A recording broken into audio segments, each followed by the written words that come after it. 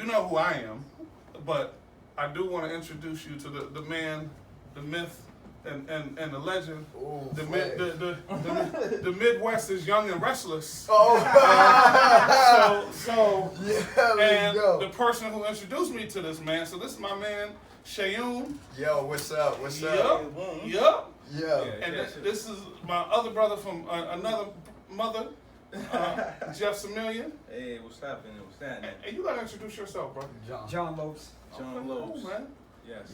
So we're gonna get it crack-a-lacking. We were just sitting here vibing, wanted to make sure that the knowledge that was being spread here, that we actually give it to the rest of y'all. Absolutely. But I think we should start with, this man's been in the business just as long as probably anybody out there. So Suen, why don't you tell your story, brother? Yo, what's up, guys? My name is Suen Adedeji. I'm the CEO and founder of Elev8 Cannabis. Originally from Lagos, Nigeria, I migrated to the United States when I was like 4 years old. I lived in Chicago, Illinois. Fast forward, I moved out to Texas, Arlington, Texas, lived there for some time. Texas was great. It gave me the foundation to really redefine myself, because when I was in Chicago, Illinois, there was a lot of negativity. I grew up in not a wholesome home, so it was like more of a hustling, like really grinding it out, making sure that we ate at night, because my dad was a truck driver, so he was gone. I lived with my stepmom. She mad at him. She taking it out on me. You get what I'm saying? I don't know if y'all ever watched that Cinderella movie. Yeah.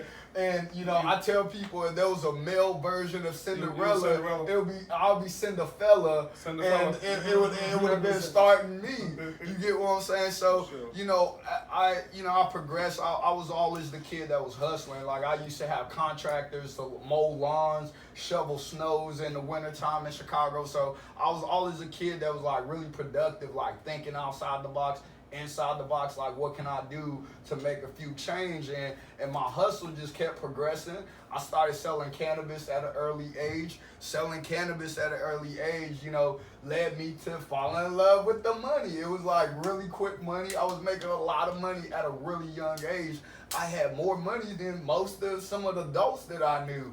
So fast forward, I wanted to like really changed my trajectory, changed my life for the better, because I knew long term that shit ain't worth it. Like, you gonna go to jail, you gonna get arrested, you ain't gonna really have the time or day to really like live your youth. So I started like reading a lot more books, right? I started really applying myself. I joined FBLA, and my auntie played a huge part in the man that I am today. When I moved to Texas, I moved with my auntie, and she was just a dope lady. We went to church every single day. Wednesday, Thursday, Friday, we had night vigils every single day. Any day that had day in it. Right? Yeah, we were at church. You were at church. You get what I'm saying? But it was dope, because my auntie taught me like the power of love.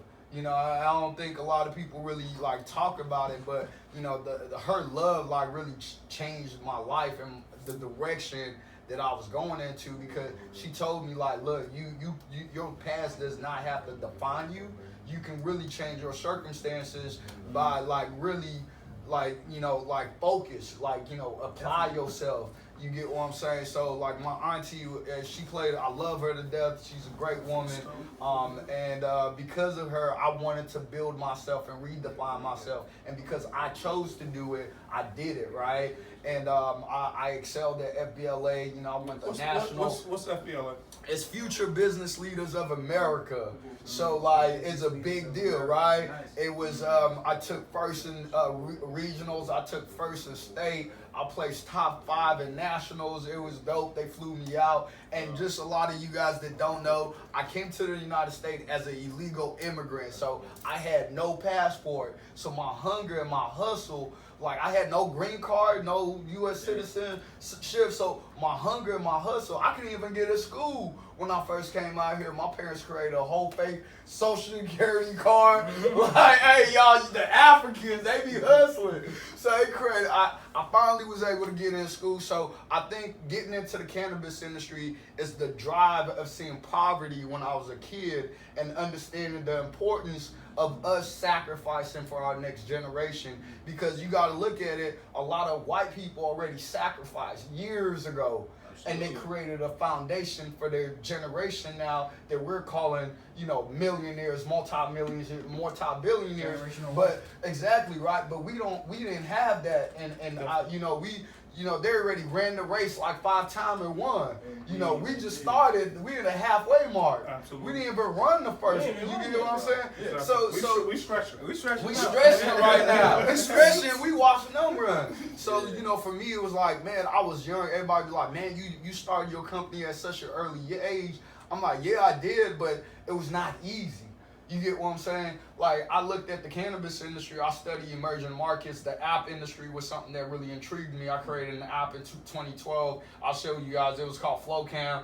I invested my money into. So I was always creating. I was always looking at how can I create generational wealth, something to last even when I'm gone, from my family, my future family, and all that good stuff. So, fast forward, I started my company because I started looking at the numbers in the cannabis industry. I was affected by the cannabis industry, by the war on drugs and being arrested at an early age. So I was like, I might as well use this to make me money, right? And I was passionate about what my auntie did for me because she showed me love, and I saw that there was a lot of companies. I worked in a big corporation that was not that, really, they didn't care about you.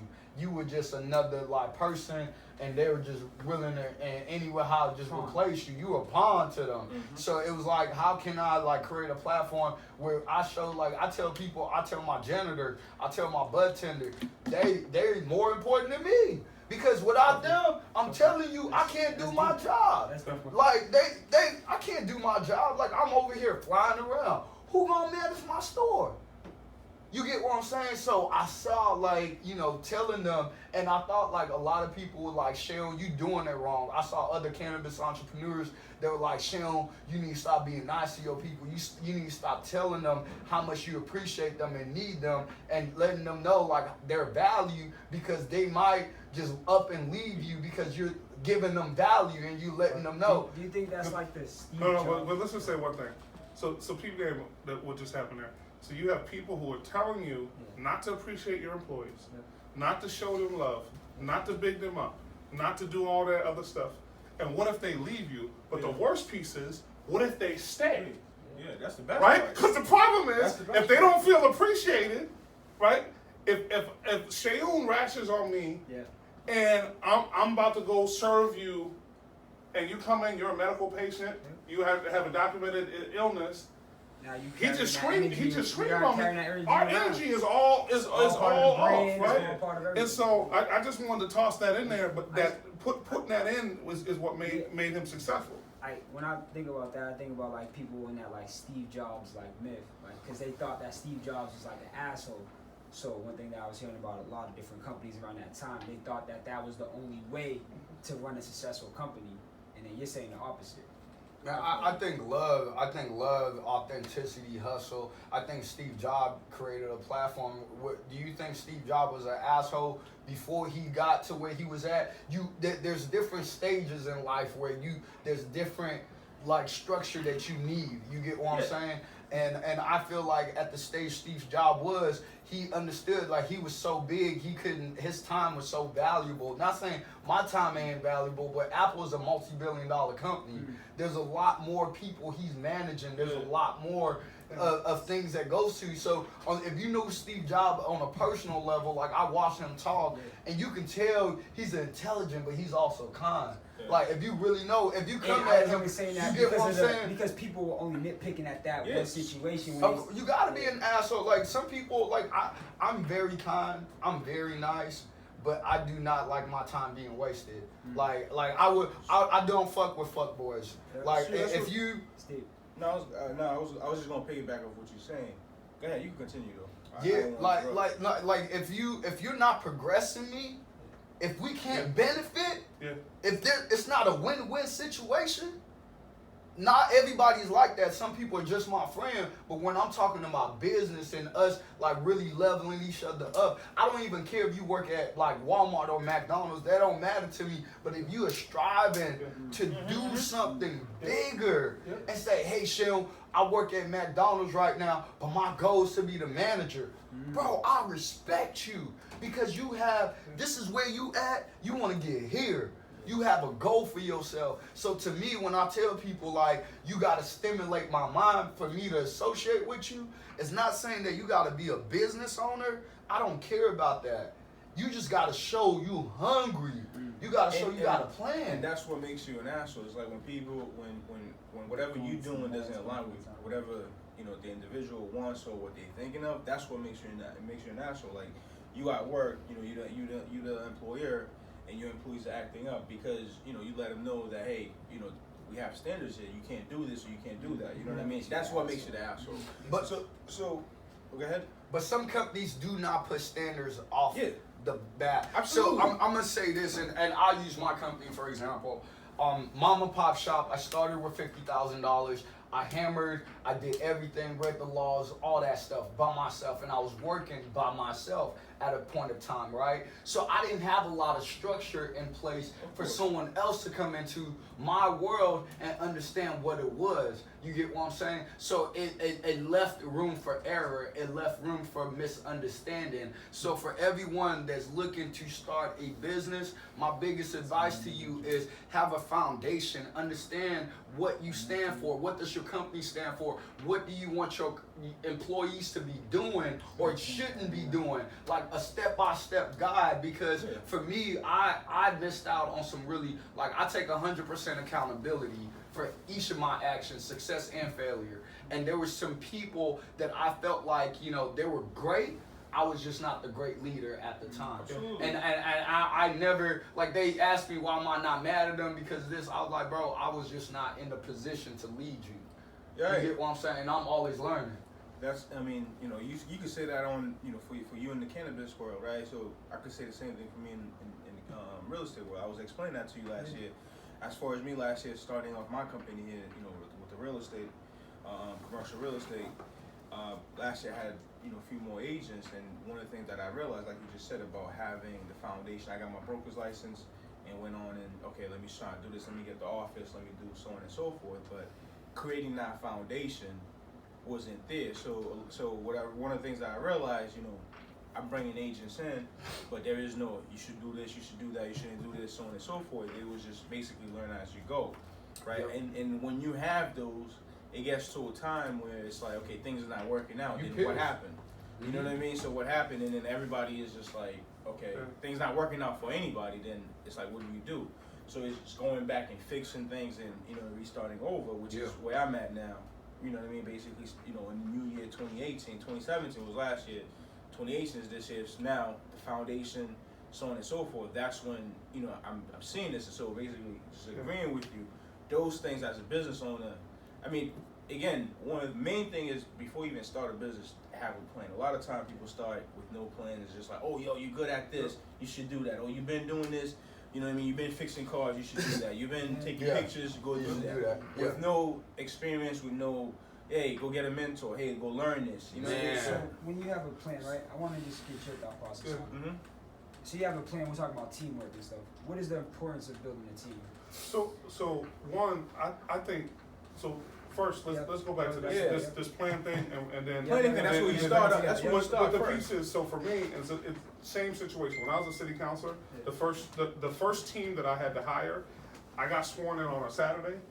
And then I started as a city councilor on Monday, right? So I literally hired people like, yo, we after the swearing in, like, yo, okay, we gonna flow. But no, so what I would say is, one, training and standard operating procedures and SOPs. A lot of people don't think about that, right? Standard operating procedures. Telling someone how to write an email, because we make a lot of assumptions about how do you answer the phone. Yeah. How do you write an email? And you can't assume, and just because the thing is, I could come up through here, working for Jeff. Yo, what up, man? Yeah. And so Jeff's gonna be looking at me like, that's the phone that everyone takes calls on. Yeah. Now, Jeff, man, you hired me. I'm in here doing what I'm supposed to do or whatever. So the training component, and you're gonna get in you're gonna get out what you put in.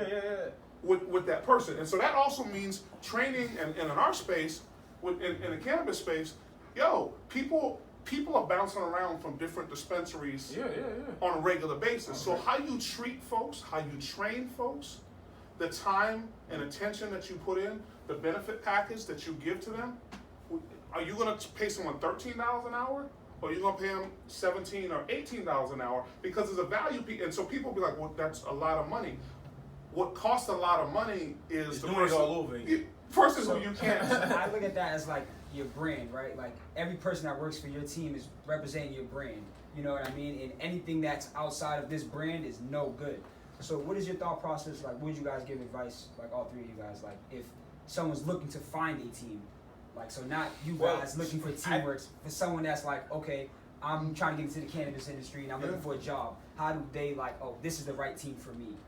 So how I found my team, I'm very strategic. I suffered for 3 years to build a executive team. And the reason why I did that was I wanted to make sure I got the right people on the bus, right? For example, I hired people from Fortune 500 company, right?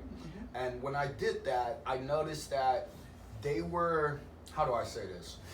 They were so used to telling people what to do, they actually never did it themselves.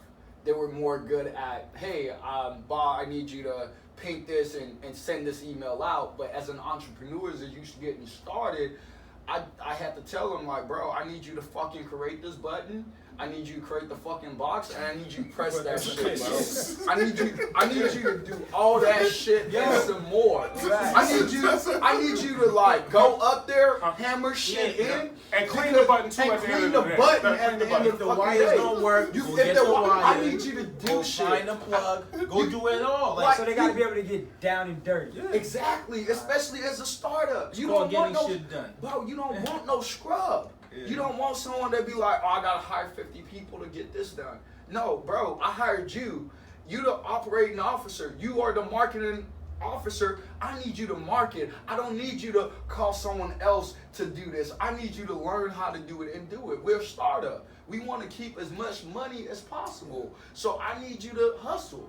Like I tell people they need to hustle. Like I want hustlers on my team. How do they know if I'm the right person? Yeah, if you're the right person to lead them. You know, I flew all my executive team out, the people that I really wanted on my team, right? I flew them all out, and I called them every day. We talked, got to know their family. Like I'm like, if we married now. You get what I'm saying? Like you, my executive team, they're my right hand people, all of them. So I'm sitting there like, bro, I want to know you. I purposely like spend time with my executive team. I will fly out and I'll spend weeks with them. You get what I'm saying? Like I flew all of us out to DC just to all spend time together.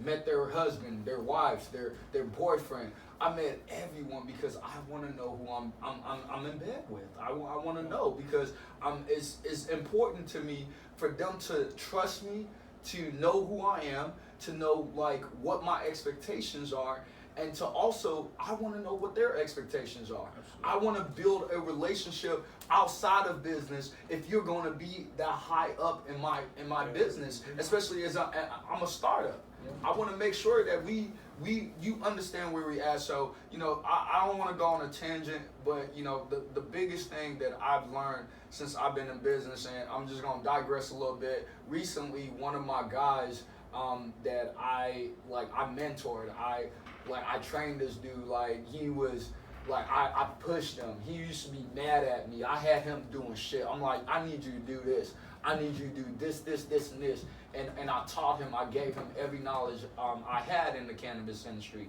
One of my shops, we moved location, so it takes us 6 months for the state to investigate, let you open back up again. He recently emailed me to resign, right? And I was sad to lose him because he was a hustler. Like, you know, I'm all about minorities, so y'all know, you know, I'll be hiring black folks. And when he first got to Eugene, Oregon, nobody wanted to hire him. So I gave him an opportunity, right?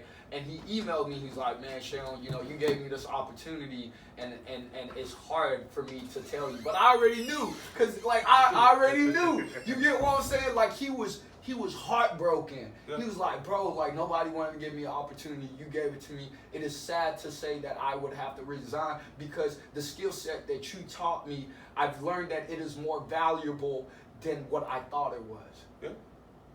The skill set that he learned from my company gave him the ability to be the marketing manager for one of the biggest brands in the cannabis industry in Oregon.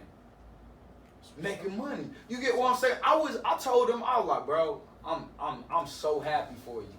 Like, I'm happy for you because that's my goal. I want to create leaders. You get what I'm saying? Absolutely. But that affirms, I think, a couple things. It affirms who you are.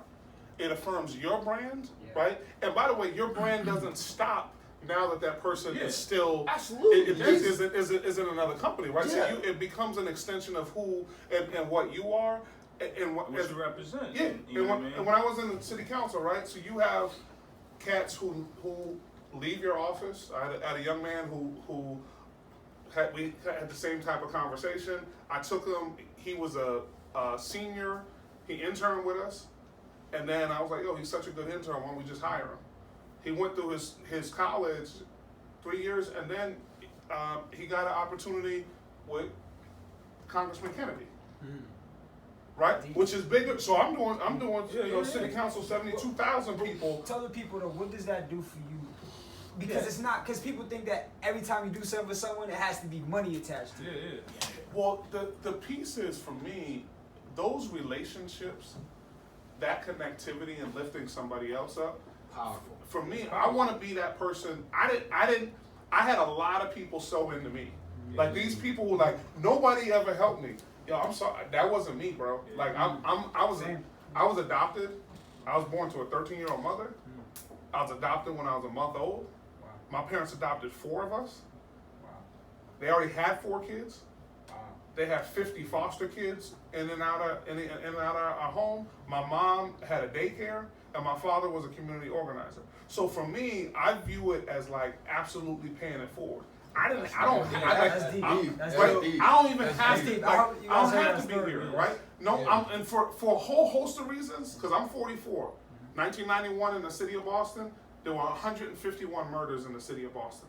I grew up in Grove Hall, right in the middle of everything that was popping off. Right around the corner from me, a young lady named Tiffany Moore, on the corner of Humboldt and Homestead. She was 12 years old when she got shot and killed in '89. And when I was coming up, they were saying black men didn't live to 25. Yeah. I had a mentality, and by the way, I'm a nerd, right? So I'm not out there like that. Yeah. And in fact, and I also want to give props. There are so many people on the street who are out there like that, who made sure that I didn't end up on the street, right? And they were the cats who, in all honesty, who were more happy about me getting good grades than some other folks, because they were like, they felt, and this is the same thing. But that's the thing. We feel they win through us. And that's what it is. So it's the same feeling that you have, because you know people who point to you, now you point it to somebody else. Absolutely. So just understand that, and which is the same thing with me. I think I was telling you the other day about when I was in high school, like about one of my guidance counselors. I don't even think he was a guidance counselor. This dude named Jimmy. I don't even know what he. I don't know what your job is. Yeah, but you help me. But you help me. Shout out to you. Like, you know what I mean? I would just go in there and just talk to him about sports, about whatever it is that I'm thinking about right there and then, and he would just like school me on it. You know what I mean? It was just like, nah, don't think like that. That's not what it is. This is what it is. You know what I mean? It's this and that and this, and then like I'll take that the whole day in school, and that's what I'll process. It wasn't like really, I care about science or whatever it is. Whatever conversation, and honestly, a conversation will be about sports. It will be about, music and business. And like at the time, I remember just like, I want to go into business. This dude Jimmy talking to me about business. And I remember like the girl that I was talking to at the time, and I was just like, yo, what do you, I remember I had to do my senior year, I had to do my college out, and I just want to go learn business. I don't know. That was it. You know what I mean? Just like I said, I did not knowing much. It was either it was sports and like business. You know, and I'm like, I'm going to school, I'm gonna continue playing football and learn business. That was it. So one of the craziest things, my fault, cut off your story, just because you were talking about the sports and business thing, like that was my life. Yeah. So like I was a sports guy, right? But my dad didn't respect sports. Yeah. He's a business guy, so he's like never came into my basketball games, my football games. Same thing. And like, you know how you like, yo, I love your dad, I respect everything he does. 'Cause I told you a story about my dad. But when I was younger, it was tough for me because I was.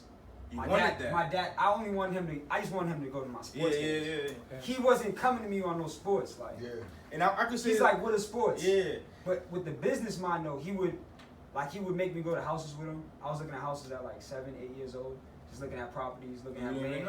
He was looking at like I was looking at like liquor stores to buy and like restaurants to renovate. And I was like, yo, I don't want to be here. You know what I mean? But now coming full circle. Like when I walk into these buildings or I walk into properties or something like that, I'm like, oh shit, I was seeing this shit at a young ass age. So that's one of the buses that I had. Yeah, it's the same thing with me. It's crazy how like, again, if you look at it like how it is, the whole thing about legacy, right? Yeah. This whole legacy and wealth or whatever it is. And that's what it is. Like we talk about, our counterparts, started the race already. You know what I mean? And now their kids is basically enjoying it. So if you look at like a lot of times, whether it's sports, I'm realizing it like in the past, through 4 or 5 years, a lot like these guys that's in the NBA and NFL, like there was somebody in their family that made it. That wasn't NFL, that wasn't NBA. That sparked their mind. Just off the strength. Or just the NBA player coming to their city. Yeah, or whatever it is. Town. Whatever it is. Touched it. Yeah. Did you touch it? Because one thing I realized, like it wasn't until like later on when I realized, like, oh shit, my father was a businessman. So this is where I got this shit from. You know what I mean? It was the same thing. But like growing up, what you just said, you was going to to houses. I used to just like love going to my father's shop. My father is he used to make jewelry. I used to love going there just off the strength. Like I go in there, he would make a deal. Like somebody would come by, whether it's him buying a ring, buying the gold chain, and he would go in there and melt the shit, make something else, boom, boom, boom, and boom. And we'll come in, we going home. And at the time, like growing up, my mother didn't have to work. My father was just hustling, just doing whatever it is. So, like, I always had food on the table. Like, your dad, I need something. If I'll tell my dad, I need something today, I need some new shoes, and he will get it tomorrow. You know what I'm saying? And like, if he doesn't get it tomorrow, and I'll cry, I get an ass whooping for that. Like, yo, you wait. You know what I mean? Shit don't happen on your time. Like, I remember I got an ass whooping for a bike. Like, yo, I got an ass whooping for a bike.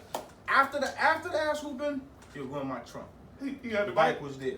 Because I've been waiting for the bike, summer vacation, I've been waiting all week. Okay, shoot. I've been waiting all week. Yeah, his gangster, but no, this is it. My dad wouldn't give me the Listen. I've been waiting all week for it. Every day he comes home at 5 o'clock, no bike.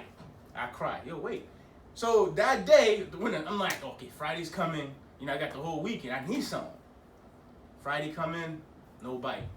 Like he hit the shit, put put something over it. I came out just doing shit like I didn't see the bike, started crying. This dude whooped my ass, bro. Damn. Give me a bath. I was like, your car's out. Car's in the trunk, bro. Yeah. Like, so give me the bath. Hey y'all, hey, you know what I mean? Jeff had a good. I got. Say y'all. I never got a gift after getting the bike. You got a gift after getting the bike. What?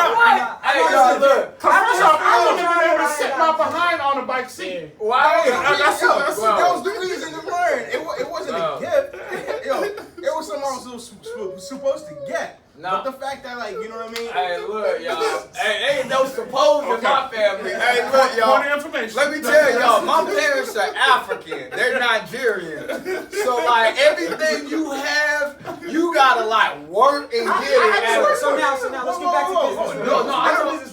No, So now, for the next generation, because I mentor a lot of kids, and, our thing is, like, teaching young entrepreneurs and business people. So now, you guys are being, like, role models, right? And, being in your industry, how do you tell the next person, like, do you make, like, you gotta grind for it? Hey, look, guys. What?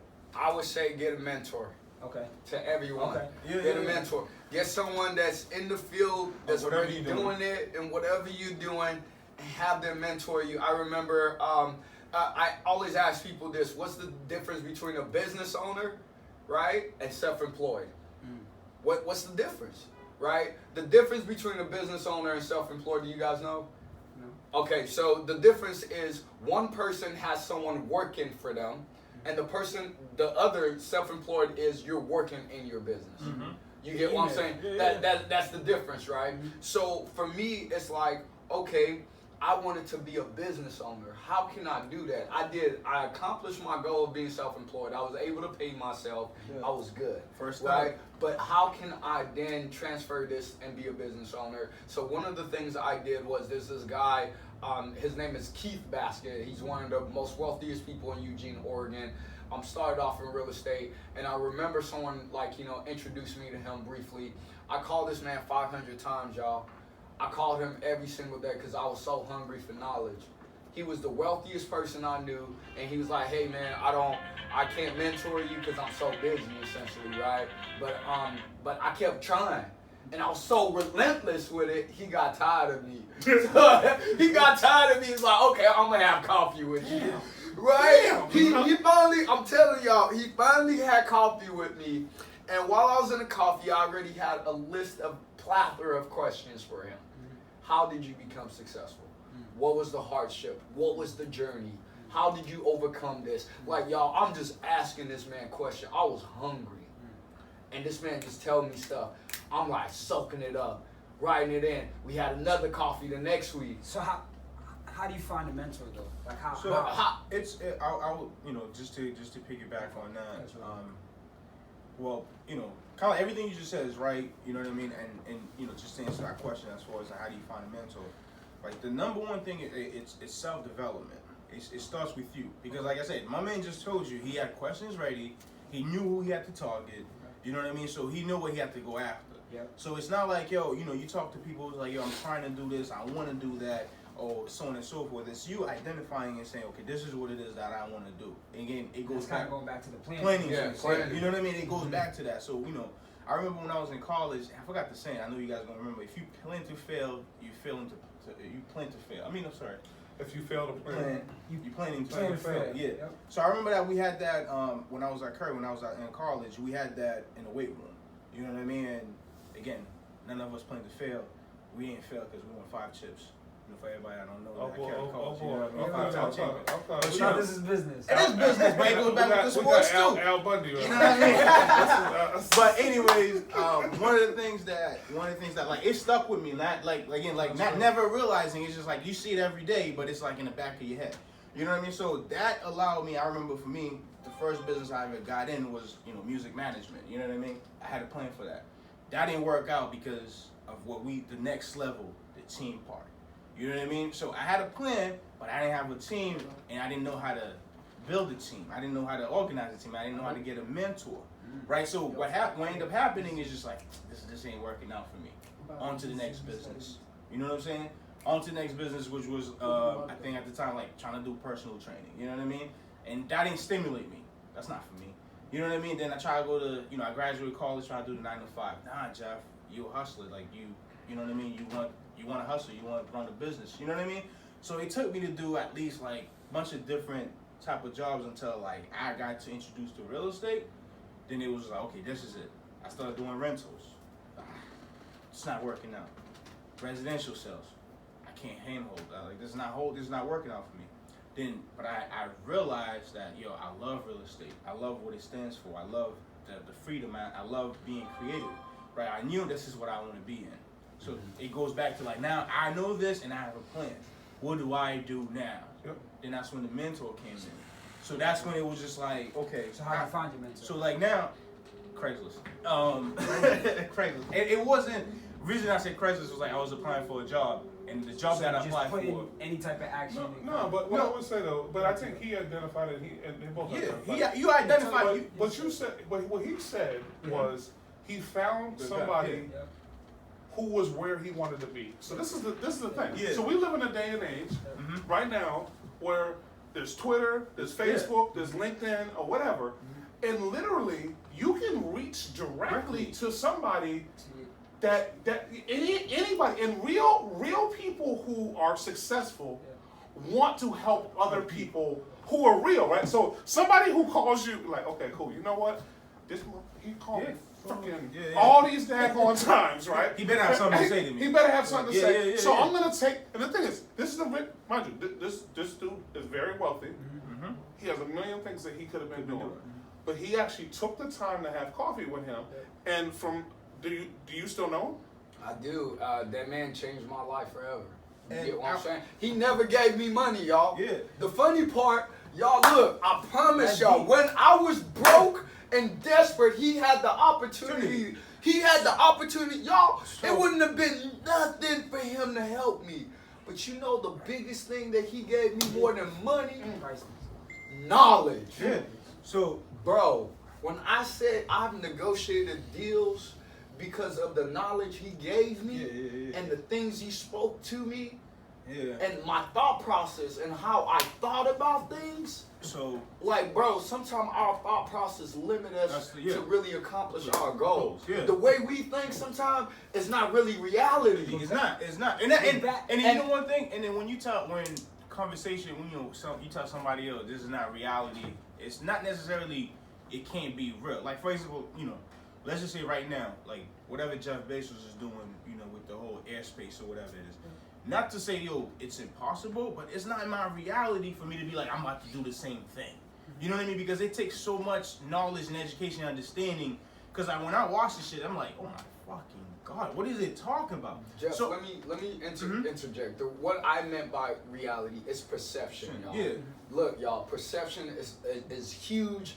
And seeking first to understand than to be understood is very powerful. I've been in different negotiation where the people, that they were talking. I remember there's a scenario. I'm not gonna bore you guys to death, but basically there's this company that had hundreds of millions of dollars that just raised capital. I raised just like in the single digit of millions of dollars. You get what I'm saying? So there's levels to this shit. So I'm sitting there like, they're looking at putting a dispensary right next door to me, and I am freaking out. I am like scared. I'm like, there's no way I can compete with these people. They have way more money than me. So I called Keith, and I was like, look, man. This is the mentor. Yeah.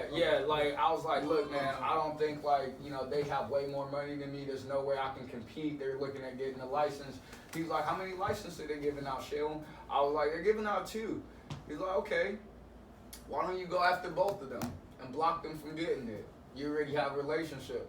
I was like, but blah, blah, blah. He was like, why don't you just tell them you don't have the money? You're a mom and pop shop. It's just like Walmart coming in. What's the shame in that? I was ashamed to tell them I'm a mom and pop shop. I know. I don't think you guys understand. Because to us, you're like huge. No, I'm not huge. We're listening. You just got to be your props. You know what I mean? I coming from where we come from. For someone to get to where you're at, that's a huge bro. accomplishment, I appreciate it, and Tito played a huge part in it too. So I give God all the glory. I give universe the glory too, because it would just all happen, right? So I'm sitting there, y'all. Look, I'm telling you, I was scared shitless. I'm like, man, these people got way more. They're vertically integrated. They're right next door. I'm looking at profit margins decreasing. So I came up with a better plan, and a lot of times you don't need money. You need a better plan. So what I did was, I went to a local and I sold them on franchising Elev8 Cannabis, and I was going to help them through the application process. And they already had a property, so now I benefit from the second location being there just because I talked to this guy. Because he picked up the phone. He changed my thought process. He was like, Sheldon, it's okay for you to go in there and say, hey, they're Walmart. I'm a mom and pop shop. He's like, what's the shame in that? I was like, but I don't want them to know that I don't really have that much money like them. He was like, who cares? On something you said about the competition, how much energy should someone spend on competition? None. I don't. I think I think that a lot of people say none, but you also need to understand your enemy is to beat your enemy. Not to say, but I will contradict myself, right? It's like understanding your lane and understanding your what is your company based off, because you guys are gonna pull different customers. One person is gonna like the way your store looks, you like what you stand for. Another person might like what they stand for and how their store make them feel. So it's customer service at the end of the day. At the end of the day. But it's also know the most. right? So my mentality when it comes to competition is that Knowledge. we're all students, and there's always. So the thing is, so how I'm. Yeah. So I needed how I'm here Yeah. today is we met, and I'm like, yo, I'm looking for some space, and off market deal. Yeah. He gives me a call. He's like, yo, I got something for you. Come see me. He put me on with a deal. But then one of the things that I really appreciate about Jeff, and I'm gonna big him up on that, is that he's a connector, right? That's how I'm here. Right. So the piece is, and again, some people hoard knowledge. That's the worst. They hoard That's it. the worst. And understand, knowledge is like seeds, right? You got it. Your seeds have to Knowledge go is like out, seeds, go into man. the That's ground, deep. Knowledge and is then like it sprouts seeds. up, and then you get new fruit, right? Absolutely. So peep that. So what ends up happening? He holds an event here. We have people literally from all over the country in the cannabis industry, right here in this office, in this space. We did. So, and mind you, and there were some research and development products that were that might okay. I mean, circulated. So I just got to learn a little bit more about the industry in that space. So Yeah, the elevator. we were elevated in that space. Yeah. But what ended up happening is because of the connection that we made, I like a spot called Suya Joint Okay. in Dudley. They're Nigerian food. Off the chain, right? I've never been. So, you gotta go, man. You gotta And go. then I live up the street. No, too. I eat there every time. So, and as the black dude who's R&B, just regular and black. So I didn't know the suya was the meat on the stick, right? So they have. I had no idea. I don't know what I didn't know. So I didn't know. I had no so idea. it's, Nothing. I never even had it. AKA it's African teriyaki. Right? Yeah. So that's essentially African what. teriyaki. That's dope. Yeah. So, but tell them what. So we ended up connecting. Yeah, we did. So, Well, I'm sorry, reconnecting because we have met. Exactly, and how we met was, Jeff, he threw an event in this office right here, and it was really dope. Everyone from different states flew in and to talk about the cannabis industry. We had different people pitching, people looking to invest. I met Tito, and how that happened was I'm like pushing back on what people are saying. I'm like educating on like, hey, that's great that you're gonna make a lot of money within the cannabis industry, but this is what you gotta look at is heavily regulated. You have something called 280E where the taxation is like 50% when you look at. If anyone wants to get into cannabis, right now you need to be Googling 280E. But go ahead. I agree. 280E was really important, and there's some other tax stipulations where you can't write off certain things. You can only write off cost of goods sold as a retailer. So some of the people that were talking really on a high level did not understand this, or some people were claiming they owned a business. Do you think it's out of ignorance or just talking? I think it's just pride. Why weren't they? I think it's pride. I think some people like worked for other people and they just wanted to act like they actually would have won their rent shit, but they weren't. You get what I'm saying? So, fast forward, Tito and I exchanged numbers. And, fast forward, I was doing my own thing. I had enough capital. I bought properties in Massachusetts. And I was sitting there. I had to let go of my partner because his integrity and my integrity did not align. The way he talked to people, his ethos, the way he, yells at people, the way it just didn't match. So I bought him out. So the money that I was supposed to use for construction, I used to pay him out. So I owned 100% of my company again. But that left me to whereby I had money. I needed money for construction, and this is how powerful God works and how powerful we are to really uplift each other. We have the opportunity, and Tito is definitely, I would say he was that beacon of hope for me, because when I needed the capital, I was like, damn, who do I call? And Tito was like, bro, if you need capital, just hit me up. I could possibly help you out. So I gave him a call. I told him the situation. He's like, I bet. No, I got you. So later on, fast forward, Tito calls me a few weeks later. He was like, hey man, Alex Coleman is gonna be in Boston, Mass. He wants to meet you. I set everything up for you. And I'm like, okay, like, you know, I Googled who Alex Coleman, he's a serious dude, so I flew in and Tito got me to the door.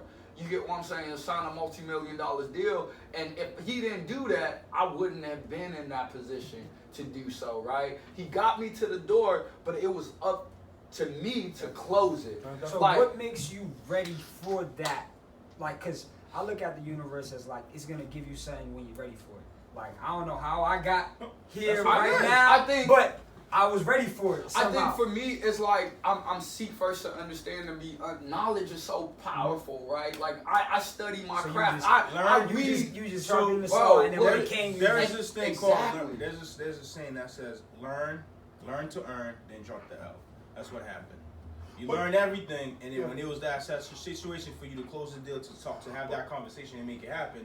But he was, but I think he's also understating what he did. Suen came to me and had already received local approval for, at that point, one site, but now has local approval for 3 separate sites. I didn't have any, by the way, so I had nothing to do with that part of it. My only connection was him with the money. So this is the piece that, so again, you know, God bless the child that's got his own. When it comes down to it, like he put himself in a position to actually be able to accept capital. So that's the other piece too, is that sometimes money comes to you at the wrong time. Mm-hmm. Right? So the thing is, had we hooked him up and stroked him $1 million check and he didn't have any of that, right? He may have not, and you know, not this brother, but some other folks might not have been in a good position. But he was ready to actually accept. He already had his business plan. He knew exactly what he was going to do. He knew what he had the experience, because he was a young man who already had, by the way, when he sat down, you know, Alex had less experience than Suen did in this actual industry. Right, because Suen and he had people would expect him to have more knowledge just because of money. But money and because he was older. Yeah. Right, because so that's the one other piece too, is don't allow your age to make to allow yourself to be boxed in to where you should be, because there's a whole lot of, when it comes, once we're 18, it's all the same, real guys. world, right, it's all the same. And this man has more. I call him regularly, like, yo, can you tell me about how I do this, like real talk. And so I'll probably call him Monday, Tuesday, Wednesday next week. So but that part of it. So that's the other piece too, is that, and for those who are older, you can learn stuff from young people. And in particular, in this industry, understand. By the way, the industry that we're in the state of Massachusetts opened last November. Last September, Black and Latino folks were the cannabis industry, right? Because it was all on the street. So this industry in the state of Massachusetts, we're not even to November, is less than one year old. And that's the one other point that I want to make. We have to be in this industry, because if not, what happened, there's only one black-owned shop in Colorado. One out of the 750 stores, right? And in Colorado, now 4 years out, there's a 59% increase in the number of black folks getting arrested. Over 30% increase in the number of Latino folks getting arrested. And an 8% drop in the number of white folks. So if we're not in this industry, we're gonna go to jail. We're going to jail, because we're not gonna no one's gonna lay down and not eat. Right? And by the way, who's gonna hire the folks who look like us? Can I please make a quick point? Y'all, I like, you know, Tito just said something that I think is so powerful, and I undersold myself, right? So I received my host community agreement, non-opposition, and I did all that by myself, and I did it strategically, knowing that it would put me in a position to then raise capital, because I knew that, like, once I have those documentation, like, I had leverage. But keep in mind too, the cities and towns that I was going to, they were only giving out 2. They were giving out 2, and I got one of them. You get what I'm saying? You've been to my shop. You get what I'm saying? Like, so for me, it's more about strategically putting yourself in a position to receive the blessing. Which goes back to the whole thing about planning it, because you know what they were doing, so you know that's what you're doing. When I met them, someone that's starting right now, right? Like right now, like they just curious. You got their brain spinning, like, oh, I need to get into this industry. Where do they start studying? The state bylaws is public, Each right? state. Like I'm gonna tell y'all, I came to Massachusetts with a plan. Okay. I came in. I do not like. I don't half ass. He called me. Was you in Oregon when you called? Yeah, I was in Washington. He was in Washington. Like, I came into this state with a plan. You know why I chose? I had the opportunity to go to Cali. I turned it down to come to Massachusetts, and let me tell you why. Right now, Massachusetts, you have a forward-thinking state. They restrict the amount of a license that corporations can have. So a corporation can only have 3 retail licenses per corporation. And keep in mind, this Cannabis Control Commissions, they're one of the smartest people in every state that's legalized right now. When you look at people out here, they don't play.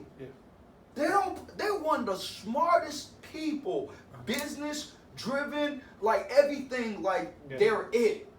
They're Massachusetts. Unlike other states, like not every state is like that. Like other states, you know, you get unlimited amount of license. Cali, unlimited amount of license. Yes, Cali is one of the biggest, most populated, states in the United States. But you know, when you have unlimited, a plethora of different dispensaries all over the place, your profit margin decreases.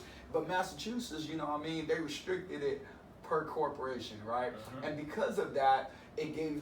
What does corporation want to do the most? They want to be profitable for their shareholder, and they want to get their brand out there in everywhere, in every store. You get what I'm saying? Yeah. So I came into this industry knowing that if I need more capital compared to Cali, I had a likely better chance of getting capital because I can pitch to a bigger corporation and say, hey, look, I would exchange my shelf space for you to give me more capital. I'll put your brand in my store. What's good? And that's how I was looking at it. Like that was my strategy. And that guy, my mentor, gave it to me. That was like, I ain't gonna stunt. Like he really was like, look, man, just sell your shelf space to people. Go to big corporate cultivators and just sell yourself. So what, like, since I'm obviously just learning all this, what about, Okay.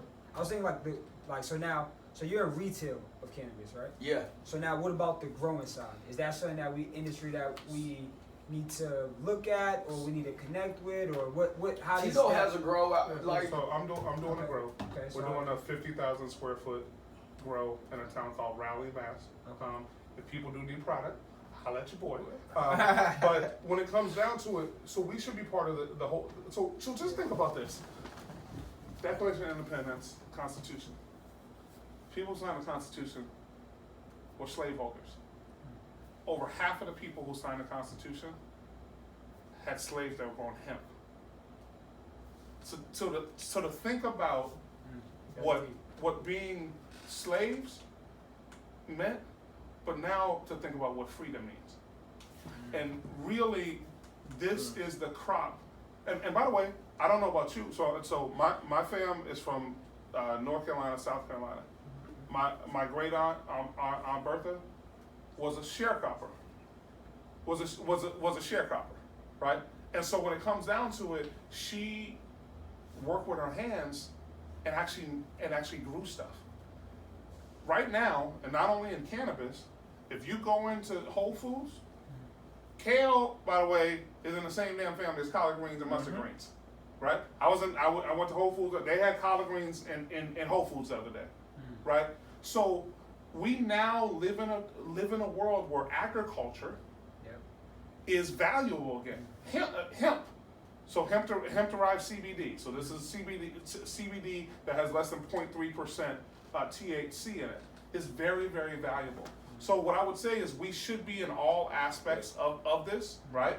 Right now, in the state of Massachusetts, it's between $3,800 and $4,200 a pound for wholesale cannabis. This man, and we had a conversation. This is now it's almost a year ago. Yeah. He was speaking with someone pretty high up in the industry, a lot of resources. They guessed that it was going to be about 2,000 to 2,500. This man was like, I think it's going to be between 4 and 5, right? And that's because, and this is the smart thing about the state of Massachusetts. So the other part that people need to know about Suen is that he has a 5-star, meaning online, 5-star shop, right? Which is really, really hard to get and also to maintain. But he has that in an environment where, again, Massachusetts wholesale market, $3,800 to $4,200 a pound. How much is it in Oregon? About 100 to 1,000 a pound, right? So, right. So this is the crazy pieces, right? Crazy. So you can, let's say we double that for your retail. Is that essentially what you can do?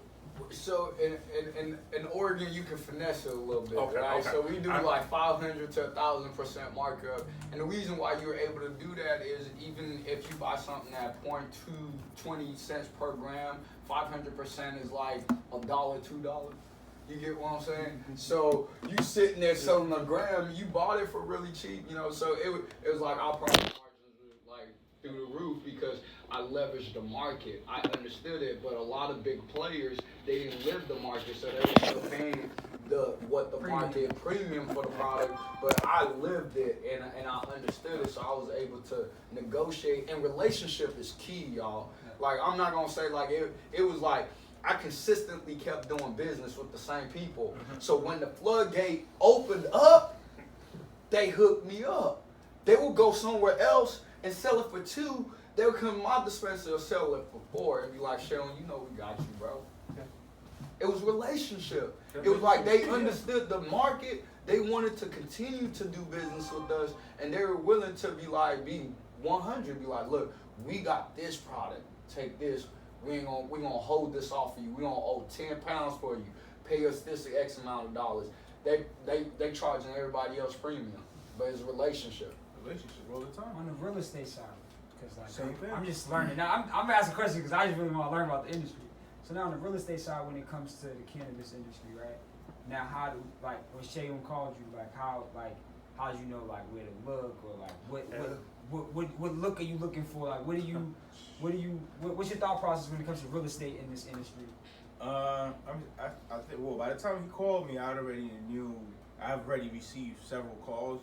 So I think we already talked around that time. I think me and Tito already talked. So I'd already had an idea of, well, this is what I do, commercial real estate. So I do understand space. I do understand the whole aspect. So one of the laws with opening a cannabis shop, you can't, the owner of the building can't have a mortgage because cannabis it's fairly illegal. So you gotta own it outright. You gotta own it outright. So that was one of the things that in the beginning was just oh shit, I need to do more research and know who got this, who has a mortgage. So from then on, that actually opened my mind to where it's just now I gotta talk to more owners. I need to figure out everybody who's in Boston, and now that conversation started. Let's just say I was talking to this guy here, and he tells me well, you can't do on this property, but I got something over here. I got something over there. So it was just damn, a lot of people got commercial property. So you know what I mean? So I started learning that, and with Sean, he basically told me, okay, this is what it was. Sean, he told me this is what it was. Well, so that's what he did. He snuck us. Yeah. He snuck us. Because he was like, Sean, and then he was like, yo, player, let me just help you understand. Yeah. It's Suen. Yeah, it's Suen. Which is cool in the beginning. We just get He's at first I really can't. I need the property. He's He's at first I can't. I need the property. Call me whatever. You got me the property. You call me Sean, John, whatever. You got the property. Now we got the deal done. Yo, bro. That's not my name, bro. Exactly. So that's exactly what happened. Yeah, that's a businessman right there. I'll be like, oh, yeah, whatever. You call me whatever, bro. Hey, for real. That. Hand me that pen. Yeah, That's cool. cool. Yo, just so you know. I'll tell you, that's the same thing with me. When I'm talking to a business guy or whatever, it is call me Jeffrey. Whatever. You know what I mean? I'm not even gonna argue with you right now. I ain't gonna argue. You gonna call me Jeffrey? Exactly. Sign this check. We They be good. calling me Call Jeffrey. me whatever you want. I ain't got time. I ain't got time to try and correct you, bro. Yeah. Usually it's Jeffrey. Some people with Jeffrey, Jefferson, whatever, man. You know what I mean? Yeah, but the people I really don't care about, Yeah, like yeah. I don't want to build a relationship with. I don't. And you really let them know direct from then on. like, you know what I mean? I just be like, you know, you. But the people like I value and want to build a relationship with, I want to make sure like I'm consistent with that. You know what I mean? Let's kind of wrap this up and like give our last. But the one other piece on the real estate piece, though, I would also say is just simply, Jeff has also been very valuable in guiding us through this, because it also, in commercial real estate, unlike residential, right? You have to earn. They need to believe that you can pay for it. Yeah. Right. So this is total. This is like a total This is different. a That's a idea. different. That's a different piece, right? So it's not. Because the thing is, you come in and you signing. Well, 3 years is almost the minimum. You know what I mean? So 3 years is minimum. So if you coming in, you about to do a dispensary, you putting 100,000 to or anything above 100,000 in somebody's building, right? So you could say, yo, I need to be here for more than 3 years for me to recoup that, because you know what I mean. Whatever you selling, you need to recoup that investment initially, right? Then everything else is gonna cost you. So you got to come in and at least do 3, like I said, minimum 3 years, but typically it's 5 to 10. So I have to convince not only me as a connector, I got to convince. Let's just say Tito was the owner. For you, he never met you. I have to convince him that you're gonna pay him for the next 5, 10 years. Then you also got to convince me that, because I got to go there and say, yo, and vouch for your you. word. You know what I mean? And vouch for you. So there's a lot that comes with it. You know what I mean? So one of the things I picked up on people from the beginning on who's ready and who's not ready. So key thing, Sean called me, hey, this is who I am. You were Sean at the time. Huh? No. Whatever he wants. I'm done with y'all. When he called me, like literally, I think it was a Friday or Saturday. I think it was a Saturday when he called. He made a call a Friday or whatever it is. We scheduled for the next day. But when he called, I was just like, oh, this dude, you know what I mean? Like he's not from here, but the conversation was just like, he knows, he understands certain things that like I'm like, I'll take this dude on, because there's a lot of time people call me. Yeah, hello. I'm trying to open up a dispensary. He called you saying, I am. Well, he's like, yo, I'm a business. He's like, I think he told me he was a business owner. He got something in Oregon or Washington, and he was coming here to expand and grow his business. You got me. It's credibility. Right? It's credibility. So you're not saying I'm trying to do this. It's like you either doing it or you not. Yeah. Or you in the process of doing it. But when you're in the process, you speak like he did. Yo, I'm coming over here to expand, right? So when he said that, it was a no-brainer. He had a plan. It was a no-brainer. So it goes back to any and everybody when I'm talking to him, how serious I'm willing to take you. On the first call, he called me and was like, I'm trying to do this. Depending on the day, we may have a conversation, but within the first 30 seconds, I will know if I need to take you serious or not. You know, because like I said, I have to present this man financials. I certain questions I need to ask you, and I need to know, like, you trying to do you want to pay, you want to lease a space that's gonna cost you anywhere to $5,000 to $10,000, right? There's so many things that you need to understand, and I know you need to understand before I even have that conversation with you. You know what I mean? Before I even like take you on and go spin my wheels. You know what I mean? So that it's the same thing if you were, for most people that understand residential sales, right? If the person doesn't have a pre-approval, why would you take them serious? You see what I'm saying? Somebody could tell you I'm trying to buy a house, but have you done your step? You know what I mean? So it's the same thing. So with the business, with the commercial side, those are that's the key thing. You know what I mean? It's the way a person is telling you, how they want to go into this. You know what I mean? And, well, if it's let's just say you right now, you just sold whatever it is that you just created something, you just sold it, and you came up with some money, and you want to expand into a business. Your conversation was like, hey, I'm going to my plan is, I just sold whatever it is, and I'm opening up my digital marketing business. I need an office space for 10 people, 20 people, blah blah blah. So your conversation is gonna be so direct because you have a plan and you know what you want. Yeah. When people call me and say, I'm trying to do this, and I need a space not too big. You know what I mean? Do you think that's a life problem that people have? If it's not just it's a knowledge problem. I think it's a knowledge understanding, but at the same time, there's people who who doesn't have the knowledge or whatever, and like I said, I still take conversation and ask you certain questions and see where you at, because you may be a person that doesn't understand this, but you have the business mindset, you have a plan, or you have a partner, and so on and so forth. You know what I mean? But the conversation is definitely crucial, and those things, having a plan and your conversation and whatever that you were saying is real What crucial. an intangible there is confidence. Confidence. Because what he's talking about are words. Your word choice lets him know whether you're serious or not serious, whether you're experienced or not experienced, right? When you're an athlete, right? What'd you play? Basketball, football, Okay, baseball. cool. Right? So if I ask you anything about sports, Yeah, you have come on. swag. Yeah. Your whole Yeah. affect Yeah. is gonna be like, yo, Seem like, fuck give with me my the ball, give me the right? ball. Exactly. Right? Got him. Right? But Yeah. so that's another component here, and this also means if you don't have experience, tap into somebody who has experience. Back to the mentor. That's the leverage to elevate. Like, we gotta leverage each other. Like, I'm telling you right now, if someone leverage me, I'm okay with it.